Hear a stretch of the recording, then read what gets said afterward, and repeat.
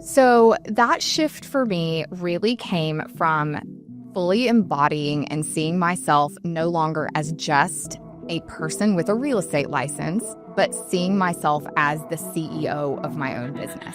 That is what I've realized I was put on this earth to do, was help other women make that mental leap themselves. Because to me, and people come into my world and they're like, I need the system, I need the system, I need the system. But the reality is you have to become the person first.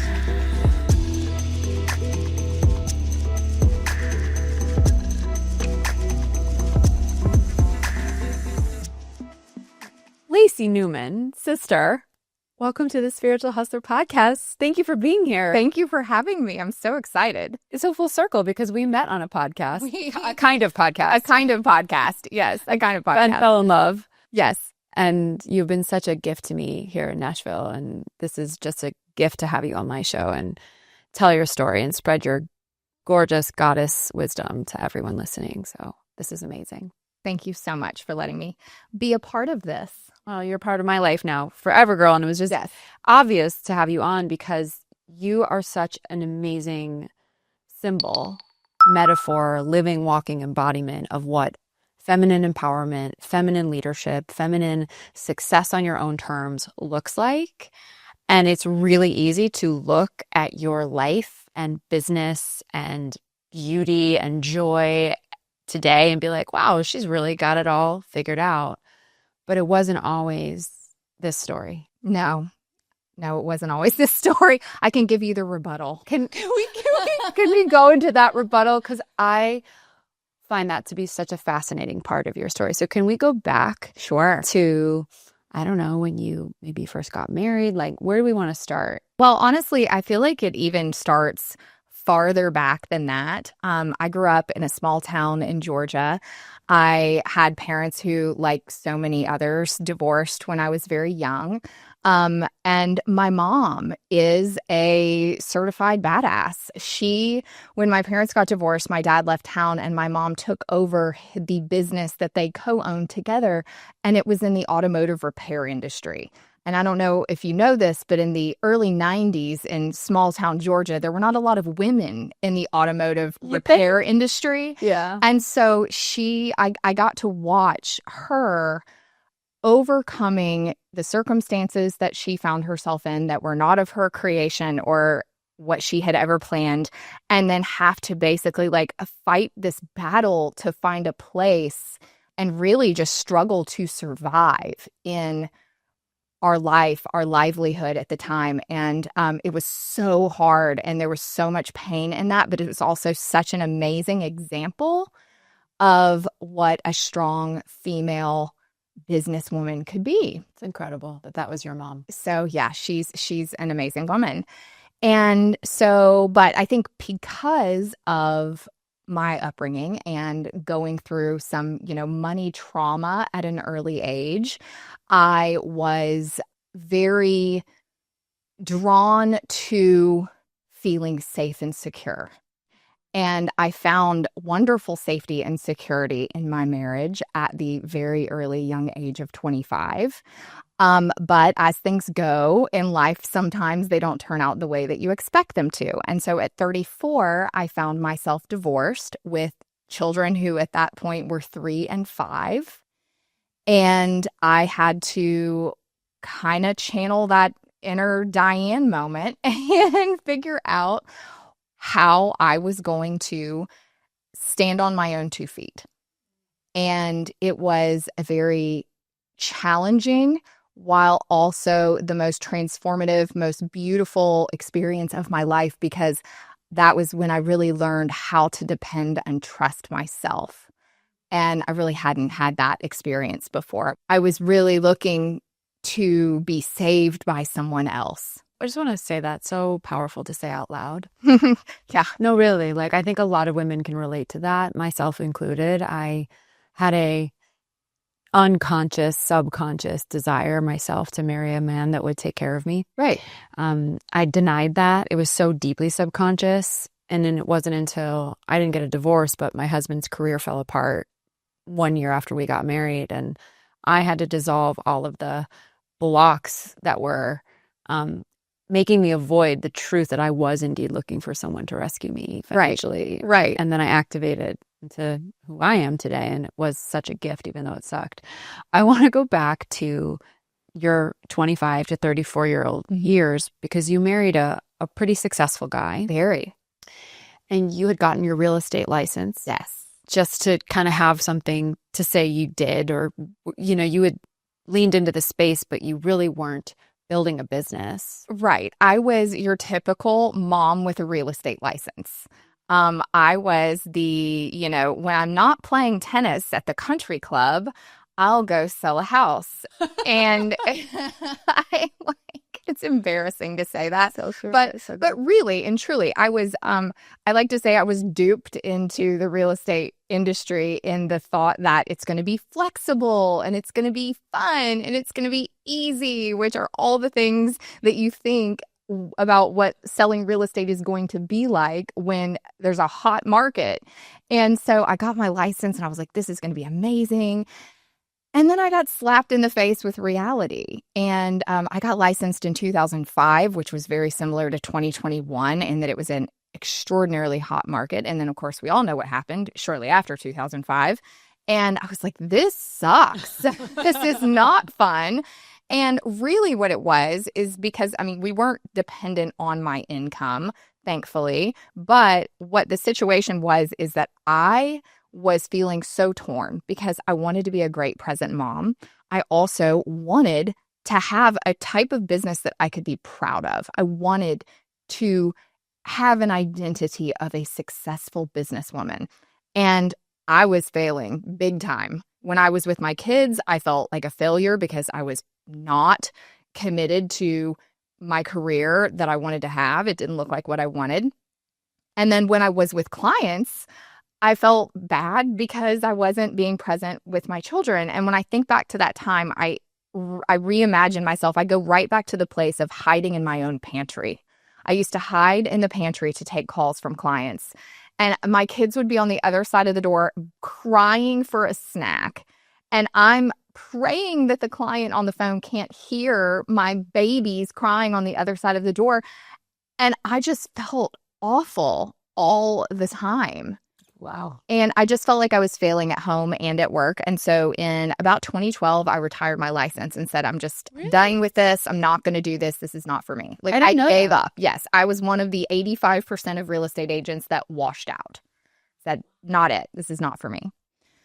And then, lo and behold, a couple years later, not even a couple years, like 18 months later, I think, that was the time that my marriage ended. And all of a sudden I was like, okay, I now have to go back into the workforce. And if there was one thing I knew, it was that I was definitely not going to sell real estate, anything but that. Wow. But then when I started going and interviewing for jobs, I had a master's in mass communication. I was well qualified for different positions. But when I started looking at it, I had only ever been in sales. And so, when I looked at going and interviewing for a job that was a 9-to-5, that was, sitting in an office and making not great money compared to what I knew the upside could be and what I knew my own potential was. And that was this really pivotal moment where I was like, do I want to take the safe route? Do I want the W-2 where I know exactly what I'm going to earn? Or am I willing to listen to that little voice in my head that is telling me, even though it's scary, even though you don't want to, even though you already failed at real estate, you know what your own potential is? Wow. And are you willing to trust yourself instead of the secure path? I did not know that about your story. Yep. I didn't know that you went and you hunted for W-2 jobs. And so that little voice, man, was right. Because, I really want to talk about your business today. You're one of the top agents in one of the top markets in the country. You have a big team. You have a really supportive clientele that raves about you. Lacey Newman is really well known in town, and I understand why, getting to know you. But that pivotal activation, like where you said, I've got a 3 and a 5-year-old. I know my own potential. I don't want to have an upper limit. I'm going to go back into real estate. If we can just dig into what did you do that made it start working so well for you? I did the opposite of what I thought I was supposed to do and what I had done before. And, one of the things that I heard very early in my real estate career was that some percentage, let's say 85% of people hire the first agent that they speak to. So you better answer the phone if your phone rings. You better be on it, because the chances are if you just have the conversation before another agent does, you get the business. And while that very well may be true, I believe that probably is true. That's a whole other tangent I could go on about like how people choose their real estate agent. But I believe, let's assume that is true. The reality for me is that living in that hypervigilance, that constant level of activation was killing me. It was making me so miserable and draining my energy. And so one of the biggest things that I did is I said, okay, I have to make a substantial steady income, but I'm not willing to let this business take me away from my children any more than the divorce was. I already was having my time divided with them. And so I committed to being a more present parent. And what I had to do was I had to set boundaries. And it turns out that, as counterintuitive as it is, setting boundaries with your real estate clients actually makes you a more professional agent who's more respected. And the more your clients respect you, the better outcomes they get, because they're more willing to listen to your advice. And so that's one of the biggest shifts from a mindset that I made, was that rather than being this, I'm here, whatever you need, I'm going to jump. You say jump, I say how high. And instead I shifted and I set some boundaries, and I started really carrying myself as the high level professional that I was. And my clients really responded to that. Girl, that's gold. I talk about this all the time in my community, like the power of setting boundaries and expectations from the very beginning. We're so afraid of it. We think that it's going to make us look unkind or cold or unavailable. And really, it creates so much more respect. It does. And like elevation, actually, yeah, pun intended, for you to be seen as that expert, that authority, that privilege in a way to have access to. And so, your business, it's so interesting to me the way your business has evolved, because you don't just sell real estate now, you're coaching agents. Right. I want to get into that. But I really feel like I'm so aligned to your work in the world in my own right, because I think being a business owner is so nuanced, and you don't just need to know how to do the craft that you do, which is sell real estate.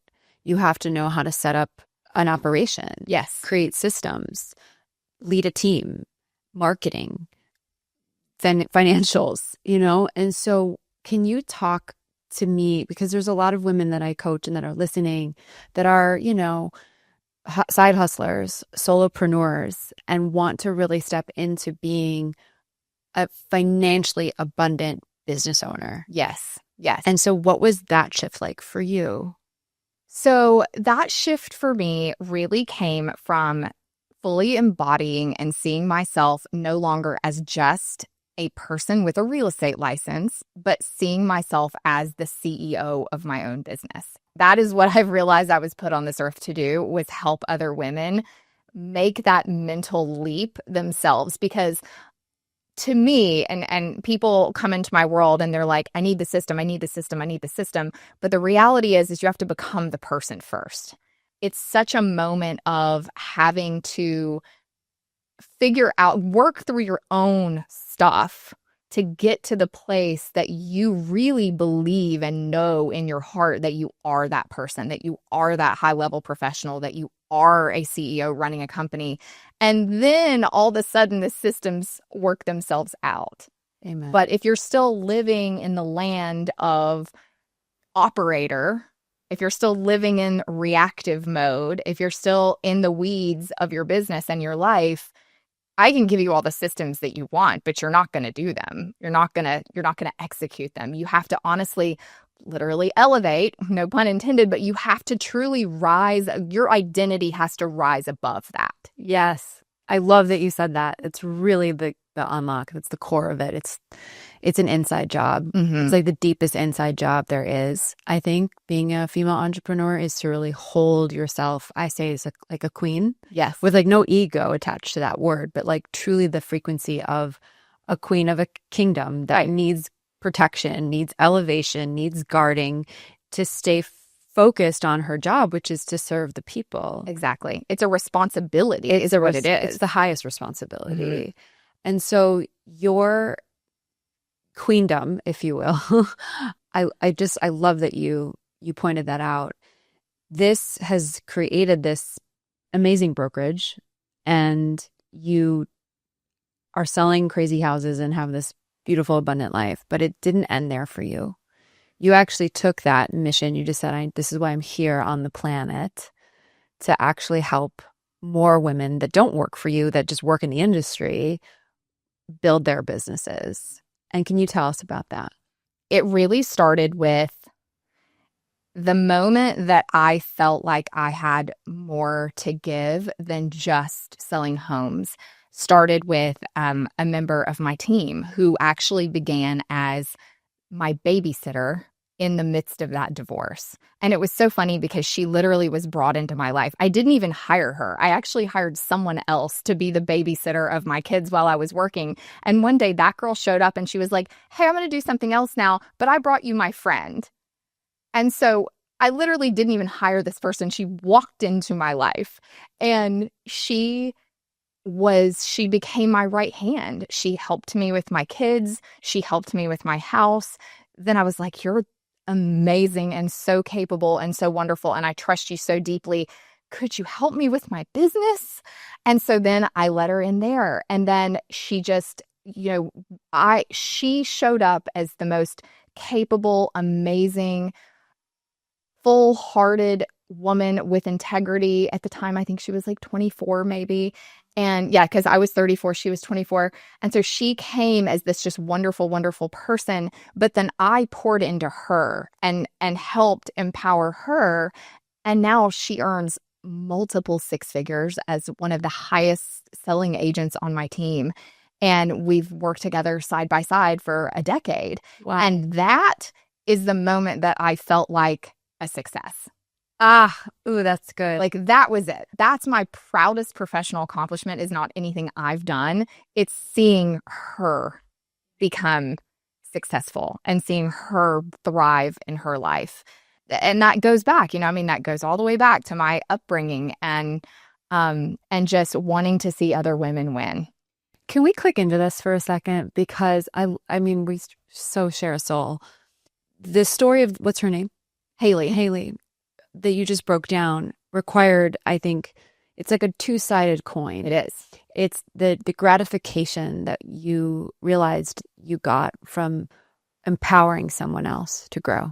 Like, I really believe that's leadership. But at the same other side of that coin is being willing to accept support. Yes. Like having someone come in and take care of your kids and take care of your house and help you with your groceries and help you with your business. And I think that's a block that a lot of women have. Like you said, this mental leap. I love that you said that, to see yourself as a CEO. And part of that journey requires you to truly, like, not just delegate. It's not a one-way street. It's like to actually accept people supporting you. Yes. And so I want to get into the coaching business, but I'd actually love for you to, if you can, demonstrate because your business grew, like your business leapt and quantum leaped. And can you connect the dots for us as to how bringing more people in, getting yourself supported, translated to the business growth? 1,000,000%. And you're so right. That's where I see so much resistance in the women that I know, the agents and other entrepreneurs in other industries, is you have this mindset, and I hear it all the time. They're like, but what if I hire support and then I don't have enough business? And this has been my new thing. I just heard this recently. In fact, someone said this of me, that I wasn't playing to win. I was playing to not lose. And there's such a huge difference in that, in the energy that comes from. But that's what I see, is I see women worry about, well, what if I hired somebody and then they didn't work out? Or what if I hired somebody and they didn't do everything exactly the same way I did? Or what if I hire somebody and all of a sudden I don't have as much business and then I can't pay her or I don't need her? And like, what if, what if, what if, what if, what if? But here's the thing, and this is so true for real estate agents, is because we build these businesses on our own as solopreneurs. We're so used to doing everything ourselves, our way, Miss Independent. I got here on my own. And that's where I see like agents get to, 10, 15, $20 million in production and they can do it all by themselves. And it's like a badge of honor. Like, I'm a solo agent and I've done this all by myself. But what they don't realize is that if they would let go a little bit and allow somebody to come in and help them, they can spend more time in their own zone of genius. They can spend more time on the things that actually bring in revenue. And every new level of support that you bring in, whether that's a virtual assistant or a coach or an in-person assistant or a new teammate or a partner, every one of those things is a multiplier. It doesn't take away from your bottom line. It expands it. It's like that 15, 20 million in production becomes 100 million in production, yes. 200 million in production. Yes. I mean, you're speaking to real estate, but I believe that this is synonymous, invaluable advice for female entrepreneurs all across the board. Agreed. Every industry. And it's such a beautiful permission slip actually to hear you say that. And I hope everyone's taking notes. I want to talk about elevated agents because you didn't stop with the brokerage. You're like, I'm going to go and make my Haley case study my life's work. Right. And so you jumped into the personal branding space, the coaching space, online membership space. Like, talk to me about that journey, actually. And then I really want to ask you about your program. So it really was a journey because for the longest time, I mean, somebody yesterday referred to me as an influencer and I cringed. I mean, my body just goes every time. I mean, I had such a visceral reaction to the word influencer, and that is 100% of my own making in my own head. But it's because in the early days of social media, what I was seeing was not the example that I would want to become. That's changed over time. And I know that's just my own, that's just language. And social media is no longer a thing. It is the thing. It is marketing. Personal branding, in my belief, is the best, fastest, cheapest, most effective way to reach the most amount of people in the shortest amount of time. I mean, it just is. It is the world we live in now. If you do not accept it, you will be left in the dust. But it was such a journey for me because, I mean, I'm turning 45 next week. Like, I did not get into real estate thinking that I was going to have to be on camera. You're ever. Ever. And so it was such a weird, uncomfortable thing. But it has become so cathartic because in order to put yourself out there authentically online and say, this is who I am, and this is what I'm about, and these are my stories, it requires such a vulnerability and a willingness to be seen for who you are. And that was something that was extremely hard for me. I've alluded to some of my upbringing, but, the Lacey Newman of today does not look anything like the Lacey LG of the past. And so I went through these transformative experiences at young ages, and I really wanted to leave all of that behind me. I wanted to kind of erase the history, the painful parts of my past. And what I've realized is that in order to truly claim my power, in order to really show up authentically as my truest self, I had to integrate every bit of, the lost version of myself as a teenager that was struggling, that dropped out of college, the girl whose dad committed suicide when I was 18, like all of these pieces of me that are so painful, they actually are the things that shaped the person that I am today. And being willing to tell my story and show up and be seen means I have to reconcile all of that. Because you can get online and you can talk about business and you can, put on a front, and it's never going to be what it could be if you just show up as who you really are. I mean, I wrote a whole book about that. But it's so true. But it's challenging. I mean, it's a real journey. Yeah, I know it is. But I think there's never a journey more worthy of taking than being yourself and doing the work. Agree. And then showing up in your imperfection, but integrated healing, which is a non-linear journey. There's no destination in that, to be of service to people. Yes. And that's really how you become magnetic and attract and connect with the people that are meant for you. Because I could not agree with you more. You can get up on social all day long and talk about all the tactics and tools and how you've built a multi-million-dollar business. People are not going to see themselves in that. Correct. They're going to see themselves in the story of you being a single mom, of your childhood trauma, of the struggles that you took to find the strength to start your business again when you thought you couldn't. All of that is what I think makes a magnetic, powerful personal brand and grows a business. Right. Like with your people. And you have your people in this beautiful elevated agents container. Yes.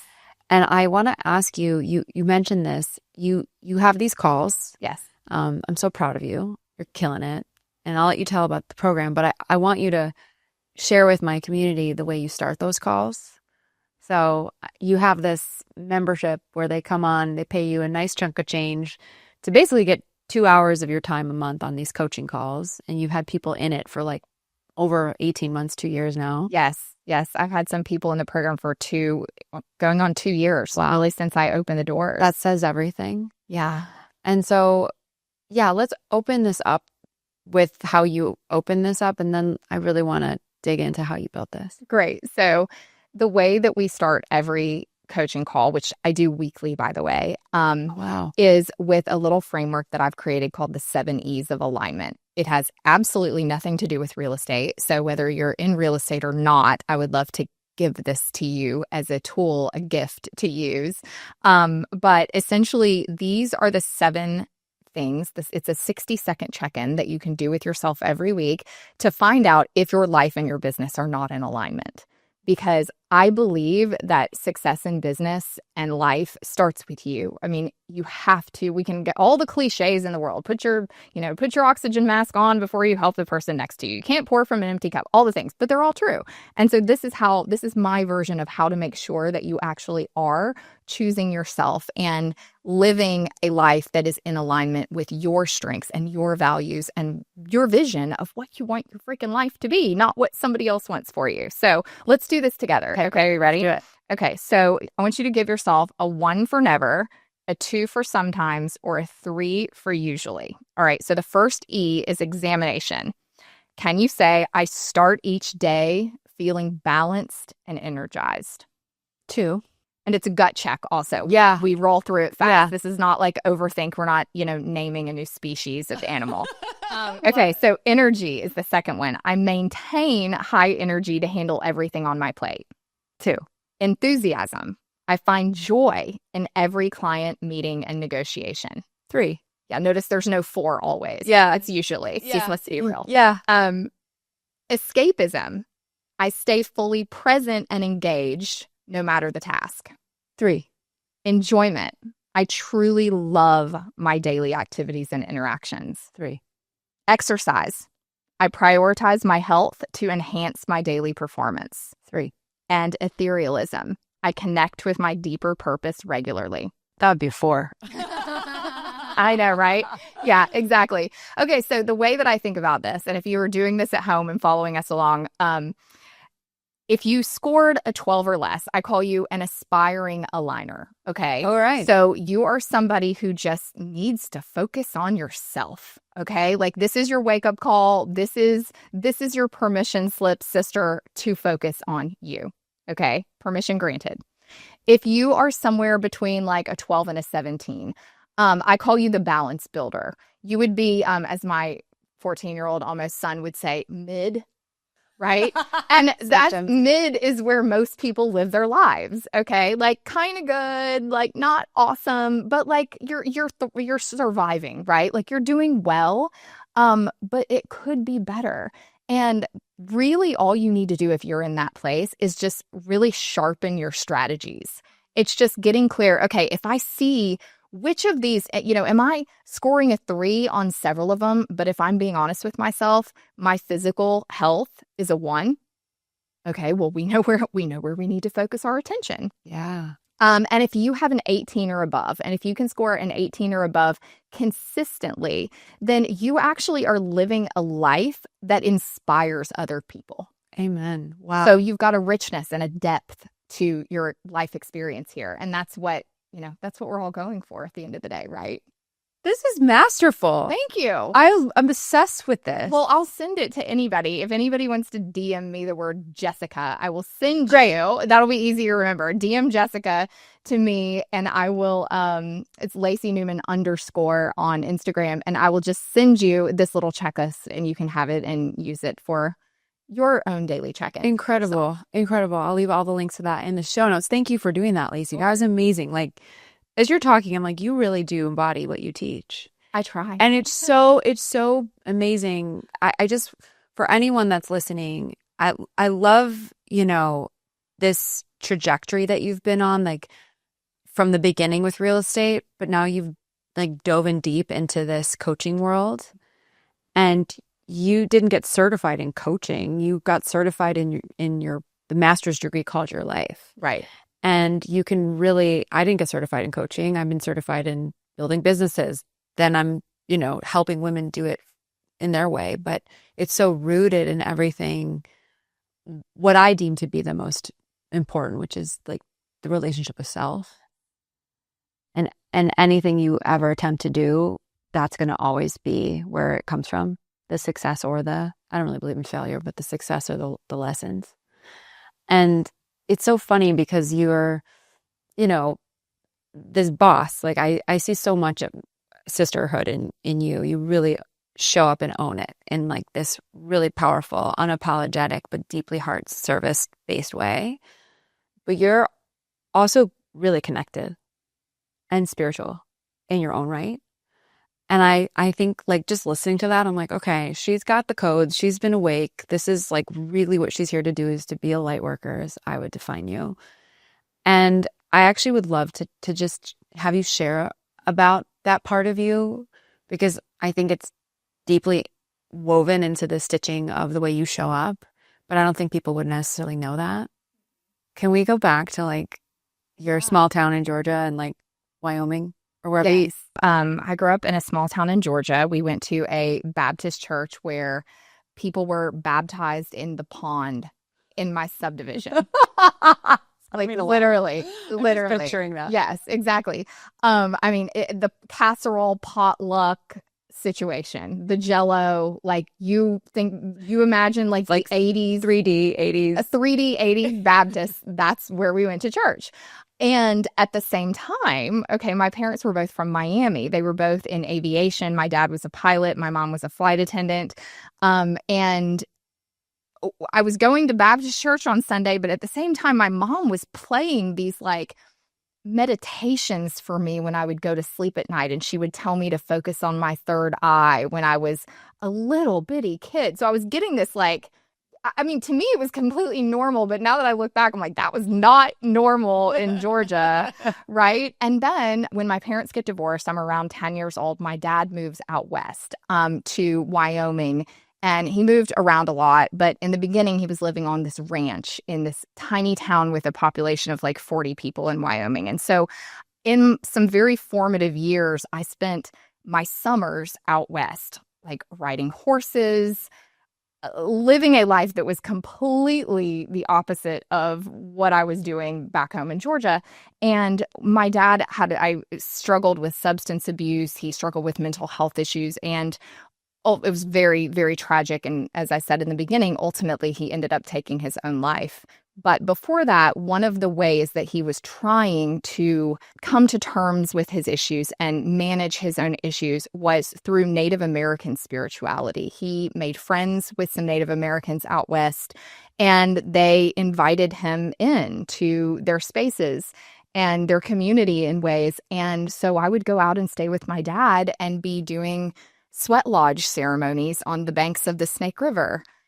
And I just had these experiences that again, like as a child, I didn't realize how unusual that was because I was just visiting my dad for the summer. And looking back, I'm like, wow, that really was a profound and very unique upbringing that I had. And that's one of the things that, we could look at my story and go, okay, that's so tragic. That's so awful. And it is in ways. And also, if those things hadn't happened, if my parents hadn't gotten divorced, I never would have been exposed to things like that. I never would have had those life experiences. And it's funny because I'm still so very much drawn to the West and to the mountains. And that's my, on my like 10-year vision board is moving out there and creating a life once my kids are out of the house and have moved on and become adults, and creating a life out west. Like I've always felt very called by that area. It just really was something that taught me at a young age that there's no one truth. I think that the truth is beyond all of our human comprehension, and that's on purpose. And we all, people like you, open people's eyes to new truths and new ways. And I just consider myself a lifelong learner and a sponge, and just so open to all of the mysteries that are out there, and but that's why etherealism is the that is the seventh part of my 70s of alignment, because no matter what that looks like for you, whether it's taking a yoga class, attending church on Sunday, going and walking in the woods, which is what my stepdad does all the time. Like however you connect with the earth, however you connect with your inner self, your inner knowing, that is such a critical part of having a truly well-rounded and fulfilling human experience. What does etherealism look like to you? What's your practice? Honestly, for me, it's taking a cup of coffee and a journal and going and sitting outside on my back porch or out on the patio and spending 30 minutes or an hour in complete silence with my own thoughts, and just having that time to connect with myself is my greatest resource currently. You and I are both. I do the same thing. Like my spiritual practice is journaling. Like my morning routine, if I don't get it in, it doesn't feel like the same day. What is next for you, sister? Again, integration is my current spiritual hustle, is integration. Integrating the two parts of my business, my actual real estate team that buys and sells real estate, with my coaching business that's serving agents. I hope to go on to serve non-real estate agents in the future. And really integrating those two pieces of my business, as well as integrating my life. I've got a wonderful partner, Jason. He has 2 kids of his own, and, just continuing to walk that path and allowing like the support. Like, remember how we talked in the very beginning about how hard it is for women to get support and allow ourselves to be supported. And so a lot of my own spiritual work right now is allowing myself to be supported, not only in my business, but also in my personal life and my relationship. Because when you are I've been a single mom for 11 years. And so it has been what I know. It's been how I've become successful. I've created a beautiful life that I'm so proud of for myself and my 2 children. But I think that's my next spiritual growth place, is really allowing myself to be supported by my partner. I could talk to you all day. You are such a masterclass on so many things. Your presence in my life has been such a gift. I came to this town not really knowing a lot of people. We met at that podcast, non-podcast. I looked into your eyes. I was like, I just felt so seen by you. And you really have that quality of depth and really welcoming women into your heart. And I was like, Lacey, I'm new. Anytime you have anything, cool that's going on, will you just invite me and let's hang out? And we actually made dinner plans. We actually did it. We didn't just talk about it. We've made it happen pretty regularly. And every time there's ever been a thing, you're like, come to this, invite me to this. And I don't always make it because of my schedule, but you just really are one of those women. I just want to say on the cake that is here, like the icing, is that you really are a sister with a capital S. And that is rare to have the full package of success and empowerment with such a deep commitment to women. And I wanted to just say that. Thank you. That means everything. And, it's our friendship means so much to me too. And this is a message that, I want everybody who's listening to understand is that as you reach new levels in life, you need new relationships that are on that level. And one of the painful parts of changing your position and your growth and becoming a different version of yourself is also the sadness of having to leave past relationships behind. That the excitement is also the opportunity to find new relationships that are congruent with where you are now. And it's so important to have strong female friendships that are people who really support your dreams and are moving in the same direction and speak the same language. And so I would just encourage anybody who's listening who feels isolated or sad about knowing that they're on a growth path and feeling like they're either doing it alone or that they are having to leave or they're not understood by the people that usually are their peer group. And it's a part of it. And it's also a great opportunity to forge new relationships like ours. And it's just a beautiful part of the evolution. Preach. Thank you for adding that, saying that. It's so, so true. And we've talked about that. And here we are. So, Lacey, I could talk to you all day, like I said, but I want to just close this with a few quick fire questions that I ask everybody. Do you have a favorite spiritual book? Actually, it's not. The Untethered Heart. The Untethered Soul. Yeah. Untethered Soul. That's my favorite one. It's beautiful. Untethered Soul. That would be the favorite. I'm on a Joe Dispenza kick right now too. But it's a little too sciencey for me. Yeah. I was going to ask you, do you have a favorite spiritual teacher? Is he one of them? I would say he's one of them. Yeah. I want to go to one of his retreats. I do too. But I've also heard there's it's called the Dispenza influenza. Like when you get home from one of those weeks, you fall into depression for 3 weeks because you've just reached quantum states of consciousness and then you have to actually live your life. And you have to go home and do the laundry and you're like, I don't want to do this anymore. Exactly. I'm debating. We'll see. Everyone raves about it, but I'm into his work too. He's great. Do you have an angel or an ancestor or a goddess, archetype, deity that you personally connect to? I don't. I need one. I could hook you up. I've got plenty of them. Hook me up. Yeah, we'll talk. Yeah. Do you believe in aliens? Yes or no? Yes. You do? Yes. I think you kind of have to if you're going to come on my show. No, that's not true. But that's awesome. Oh, you believe in them. Jason and I talk about it a lot. Do you? Yeah. They're coming in. We completely think they're coming in. I think they're already here. They're already here. Yeah. They've been here for a while. Yeah. And disclosure is going to be a thing in the next 18 months. That's one of the things we do is we sit on the couch at night and talk about aliens. And then we're people would think we are so weird. No, he sounds like my kind of guy. That's awesome. That's awesome. Okay. Final question. Lacey, what does it mean to you to be a co-creator of the new earth? What does it mean to be a co-creator of the new earth? Well, the first word that comes into my mind is honor. It's an honor to get to be a co-creator of the new earth. I, until recently, the last year or so, never considered, I would honestly tell you, I am not creative. I've lived my life walking around telling people I'm not creative.